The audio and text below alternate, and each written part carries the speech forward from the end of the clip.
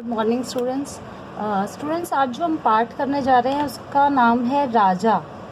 और ये कहानी जो लिखी है यह लिखी है सुदर्शन ने। सुदर्शन जैसे प्रेमचंद एक बहुत बड़े लेखक थे, वैसे ही सुदर्शन भी एक बहुत ही अच्छे और बड़े लेखक थे।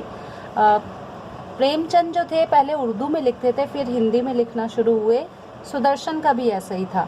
इनका जन्म हुआ था 1895 में और मृत्यु हुई थी 1967। मतलब आप लगा लीजिए अंग्रेज़ों का समय जो था, जब देश गुलाम था और बहुत गरीबी में भी था, उसके बाद जब देश आज़ाद हुआ उसके बीच का सारा समय सुदर्शन का देखा हुआ है। तो जब कहानियाँ लिखी जाने लगी तब सुदर्शन ने बहुत अच्छी कहानियाँ लिखी हैं और उनमें से कई कहानियाँ हम लोग पढ़ भी चुके हैं। आज की कहानी राजा जो है वह महाराजा रणजीत सिंह पे है कि वह कैसे राजा थे, उनके शासन में वह कैसा लोगों से बिहेव करते थे और उनकी महानताओं के बारे में इसमें बताया गया। लेखक का जन्म लेखक का जन्म 1895 में हुआ था। तो आप लगा लीजिए कि महाराजा रणजीत सिंह जो थे उन्होंने राज किया था 1780 से लेकर 1839 तक। यानी कि उस समय यदि कोई बूढ़ा व्यक्ति होगा, जब लेखक थोड़ा यंग होंगे और उस समय अगर कोई बूढ़ा व्यक्ति होगा तो उन्होंने महाराजा रणजीत सिंह का शासन देखा होगा कि वो कैसे राज करते थे। तो ऐसे ही उनकी आंखों देखी ये घटना है। उनके घर में एक धोबी आता था। उस धोबी ने बताया कि महाराजा रणजीत सिंह के समय में वह कैसे राज करते थे। तो यह उनको यह किस्सा किसी के द्वारा बताया गया है। अब कहानी शुरू होती है। सबसे पहला शब्द आता है 100 साल। लेखक जो है वह अपने आप से कहानी बता रहा है कि मुझसे किस तरह से बात हुई। मैं चौंक पड़ा, मुझे अपने कानों पर विश्वास न आया। मैंने कॉपी मेज पर रख दी और अपनी कुर्सी को थोड़ा सा आगे सरकाकर पूछा, क्या कहा तुमने? 100 साल? तुम्हारी उम्र 100 साल है? 3 कोटों को एक साथ बांधते हुए प्रेस वाले ने मेरी तरफ देखा और उत्तर दिया, हाँ बाबू साहब, मेरी उम्र 100 साल है, ना 1 साल कम ना 1 साल ज्यादा। बड़े भाग्यवान हो, आजकल तो 50 साल से पहले ही तैयारी कर लेते हैं। प्रेस वाले ने इसका कोई उत्तर न दिया। सहसा मेरे हृदय में एक विचार उत्पन्न हुआ। मैंने पूछा, अच्छा भाई यह कहो, तुमने सिखों का राज्य तो देखा होगा, उस राज्य में तुम सुखी थे या नहीं? मेरा मतलब यह है कि उस राज्य में लोगों की दशा क्या थी। अब कहानियां तो हम बहुत सुनते हैं ना कि उस समय ये था वो था। अब यहाँ प्रेस वाला उन्हें अपनी घटना बताता है। प्रेस वाले ने मेरी ओर सतृष्ण नेत्रों से देखा, जैसे किसी को भूली हुई बात याद आ जाए, और ठंडी सांस भरकर बोला, मैं उस जमाने में बहुत छोटा था। सिखों का राज्य कैसा था यह नहीं कह सकता। हाँ, सिखों के राजा कैसे थे यह बता सकता हूँ। वे बहुत दयालु थे। राजा थे मगर स्वभाव साधुओं का था। अहंकार का नामो निशान नहीं था। मैं आपको एक कहानी सुनाता हूँ। यह कहानी नहीं है, सच्ची घटना है। हम उन दिनों लाहौर में रहते थे। मेरी उम्र उन दिनों 7-8 साल की थी, जब चारों तरफ अकाल का शोर मचा हुआ था। अकाल मतलब जब अनाज नहीं उगता है, लोगों को खाने पीने के लिए भूखमरी छा गई, अनाज उग नहीं रहा तो खाएंगे क्या, क्योंकि पानी नहीं है, बारिश नहीं हुई। ऐसा अकाल इससे पहले किसी ने ना देखा था। लगातार 2.5 साल वर्षा न हुई, 2.5 ईयर। किसान रोते थे। तालाब, नदी, नाले सब सूख गए। पानी सिवाय आंखों के कहीं नजर न आता था। मुसलमान मस्जिदों में नमाज पढ़ते, हिंदू मंदिरों में पूजा करते, सिख गुरुद्वारों में गुरु ग्रंथ साहब का पाठ करते, मगर वर्षा न होती थी। बाजारों में रौनक न थी, दुकानों पर ग्राहक न थे, घरों में अनाज न था। अनाज बहुत महंगा हो गया। अंत में यहाँ तक नौबत आ पहुँची कि हमारे घर में खाने को न रहा।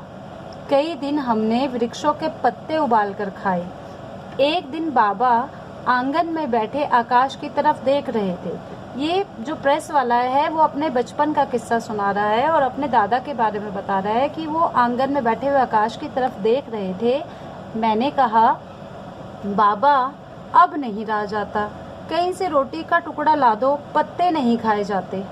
मतलब वो पत्ते खाकर गुजारा कर रहे थे, ये उनका हाल हो चुका था। बाबा की आंखों में आंसू आ गए, भर्राई हुई आवाज में बोले, जाओ कहीं से मांग लाओ, शायद कोई तरस खाकर तुम्हें रोटी का एक टुकड़ा दे दे।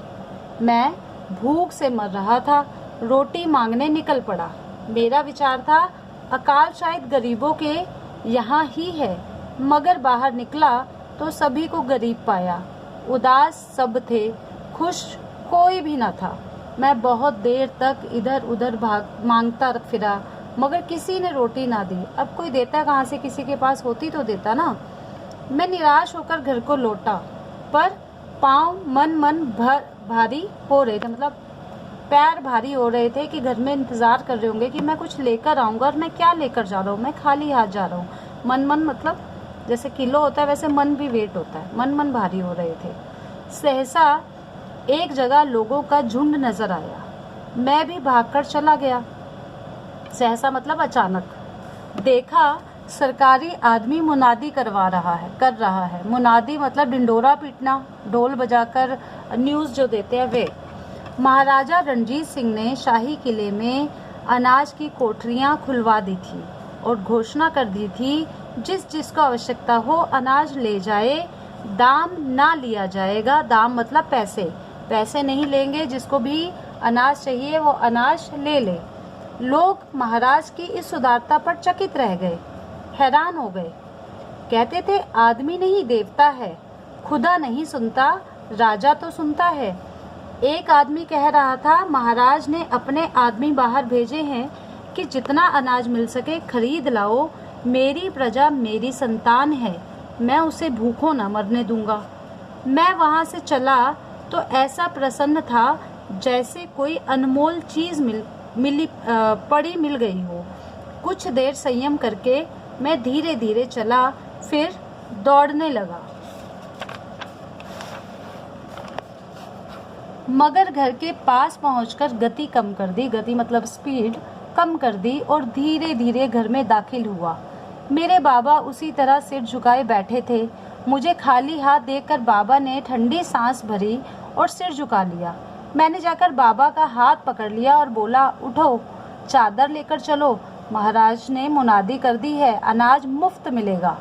मेरी माँ, बहन, मेरा बाबा सब चौंक पड़े। उनको मेरे कहने पर विश्वास ना हुआ, मगर मैंने कहा, मैंने मुनादी अपने कानों से सुनी है, तुम चादर लेकर मेरे साथ चलो। मेरे बाबा चादर लेकर मेरे साथ चल दिए। उनको अभी तक संदेह था, संदेह मतलब शक, कि यह मजाक है, लेकिन बाजार में आकर देखा तो हजारों लोग उधर ही जा रहे थे। अब उनको मेरी बात पर विश्वास हुआ। किले में पहुंचे तो वहां आदमी ही आदमी थे, पर किसी अमीर को अंदर जाने की आज्ञा न थी। फाटक पर सिपाही खड़े थे, फाटक मतलब दरवाजा, गेट बड़े वाला, पर सिपाही खड़े थे। वे जिसके कपड़े सफेद देखते उसे रोक लेते। क्यों? क्योंकि सफेद कपड़े तो उन दिनों वही पहन सकता था जिसका जो अमीर हो। गरीब इंसान तो बेचारा खाने को नहीं है तो कपड़े कहाँ से धोएगा। कहते, यह अनाज गरीबों की सहायता के लिए है। हम अंदर चले गए। वहां देखा कि सैकड़ों सरकारी आदमी तराजू लिए बैठे हैं और तौल कर 20-20 सेर अनाज सबको दे रहे हैं। जैसे अब किलो में होता ना, पहले सेर में नापा जाता था। लेकिन एक घर में एक ही आदमी को देते, दूसरे को लौटा देते थे। लोग बहुत थे, आगे बढ़ना आसान न था। मैं छोटा था और मेरे बाबा बूढ़े थे। हमने कई आदमियों से मिन्नतें की कि हमें भी अनाज दिलवा दो, मगर उस आपाधापी के समय किसी की कौन सुनता है। तब मैं और मेरे बाबा दोनों एक तरफ खड़े हो गए। संध्या के समय, संध्या मतलब शाम के समय जब अंधेरा हो गया तब शंख बजने की आवाज़ सुनाई दी। जैसे अब बेल बजाई जाती है तब शंख बजाए जाते थे। इसके साथ ही अनाज देने वालों ने अनाज देना बंद कर दिया। हुक्म हुआ कि बाकी लोग कल ले जाएं। धीरे धीरे सारा आंगन खाली हो गया। हम कैसे चले जाते? कई दिनों से भूखे मर रहे थे। बाबा बोले, बेटा हम कैसे अभागे हैं, नदी के किनारे आकर भी प्यासे लौट रहे हैं। जो भाग्यवान थे वे झोलियां भरकर ले गए। इतने में एक सरदार हमारे पास आकर खड़ा हो गया और बोला, अब जाते क्यों नहीं, कल आ जाना। बाबा ने कहा, आने को सिर के बल आएंगे, पर गरीब आदमी है, मैं बूढ़ा हूँ, यह अभी बच्चा है। भीड़ में पता नहीं कल भी अवसर मिले न मिले, आज ही मिल जाता तो रात को पीस कर खा लेते। सरदार बोला, आओ आज ही दिला दूं। हम सरदार के पीछे पीछे चले। उन्होंने अनाज के ढेर के पास पहुंचकर एक आदमी से कहा, इनको 20 सेर गेहूं दे दो। वह आदमी गेहूं तोलने लगा। मेरे बाबा बोले, सरकार अब फिर कब मिलेगा? अगले सप्ताह। सरदार बोला, हम कई दिनों से भूखे मर रहे हैं। बाबा ने कहा। सरदार हंसकर बोला, तो और क्या चाहते हो? बाबा बोले, 20 सेर और दिला दें, बड़ी कृपा होगी। सरदार ने अनाज तोलने वाले से कहा, 20 सेर और तोल दें। बूढ़ा बाबा बार बार कैसे आएगा? 20 सेर अनाज और मिल गया।